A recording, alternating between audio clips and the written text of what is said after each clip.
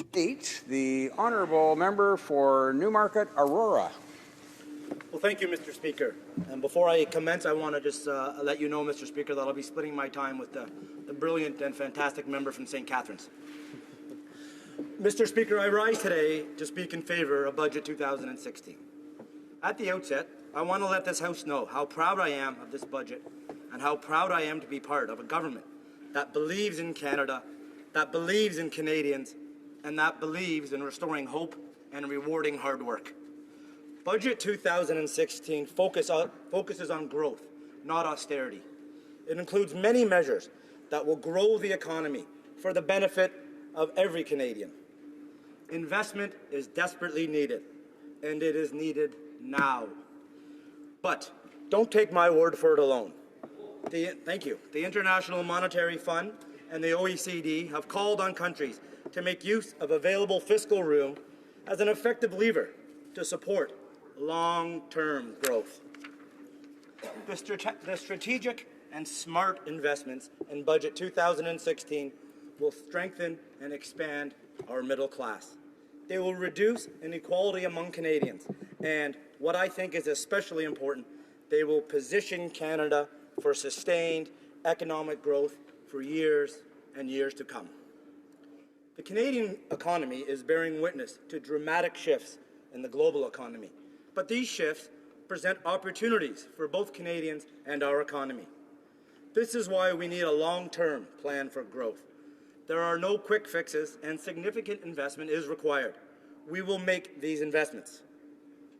This government listened to Canadians and took that input to heart.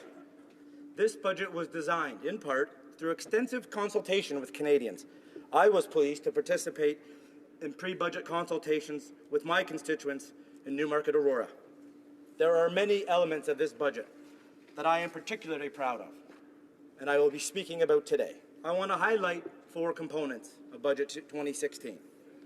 Infrastructure, investment, the Canada Child Benefit, support for seniors, and investing in arts and culture. Canada's middle class will benefit from the immediate help provided by Budget 2016, but ongoing growth is equally important. By investing in infrastructure now, this government is delivering on its promise to support the middle class and to secure a future of economic growth. Infrastructure is crucial to our everyday lives. My riding has seen considerable growth recently, and the municipalities there need infrastructure investments. Without these investments now, economic growth is ultimately undermined. Congestion in Canadian communities makes life more difficult for busy families and has a negative effect on the economy. Together, investments in infrastructure and innovation will form the foundation of a more inclusive society. Through strategic investment, this government is working to help facilitate and create good, well-paying jobs that can help the middle class grow and prosper today and well into the future. Canadian businesses can only succeed when they have the tools to succeed. Budget 2016, by investing in infrastructure, goes a long way to support businesses across this nation. This means having better infrastructure to move products and get to work. It means having faster and more reliable broadband to communicate and reach customers. And it means having access to experts who can advise on how to develop businesses, including how to grow businesses globally.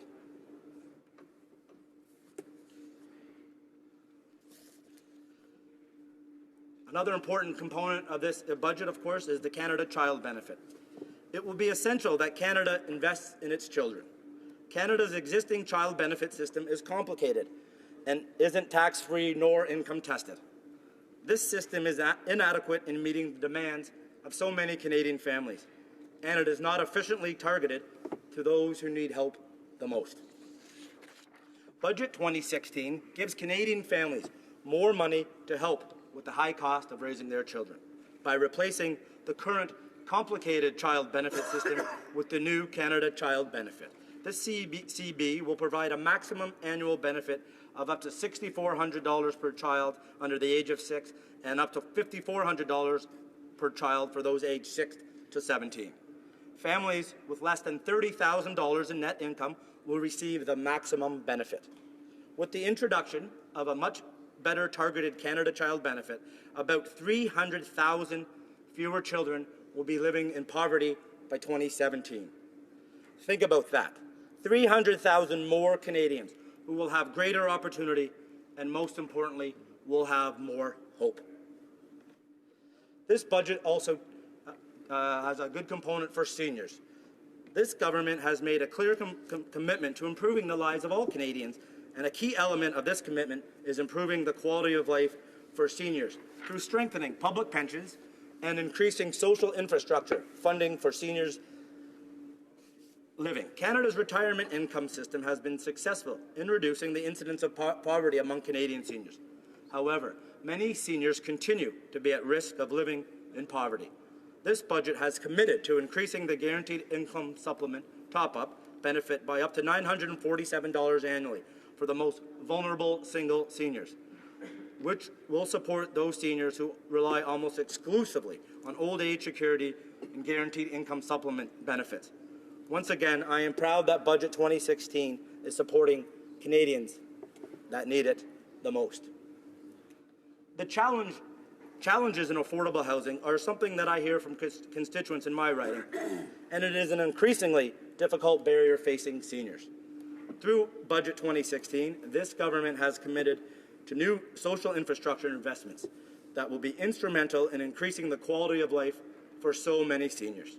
With real investments in construction, repair, and adaptation of affordable housing for seniors, this government has committed over $200 million over 2 years to help this vulnerable population access affordable housing they need so desperately. Our senior population is growing, and this government understands that every individual deserves housing that is safe, affordable, and ultimately sustainable. Finally, in 2017, here in Canada, all Canadians will be celebrating the 150th anniversary of Confederation. Budget 2016 will ensure that our country's heritage is celebrated and shared. As many of you know, our cultural industries represent a key driver in our economy. Investing in the Canadian cultural sector helps to create jobs, strengthens the economy, and ensures that our unique Canadian stories are shared with the world. By investing $1.9 billion in arts and culture, Budget 2016 offers support to national institutions, safeguarding of our 2 official languages, and promotion of industries that highlight Canada's culture. Another announcement made in Budget 2016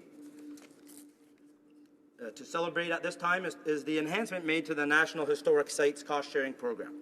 This will include expanding the program to include heritage lighthouses and railways by providing $20 million over 2 years. This is something that will be important to many communities across Canada to improve and to restore Canada's very important historical sites. This government will work with our partners to ensure that all Canadians will have the opportunity to participate in local, regional, national, and international celebrations. This is an exciting opportunity for everyone to get involved in, and through this celebration, take time to showcase Canada's heritage that has been shaped through our diversity, one of the strongest pillars of our great nation. Once again, I am proud to support this budget, and I encourage all members of this House to support Budget 2016. By investing in communities, by investing in our children, by investing in our seniors, and by investing in our arts and culture, Budget 2016 is a clear step toward a prosperous future. It offers immediate help to those who need it most and lays the groundwork for sustained, inclusive economic growth that will benefit Canadian families for years to come. When Canadians have more money to save, to invest, and grow the economy, everyone benefits. Thank you, Mr. Speaker.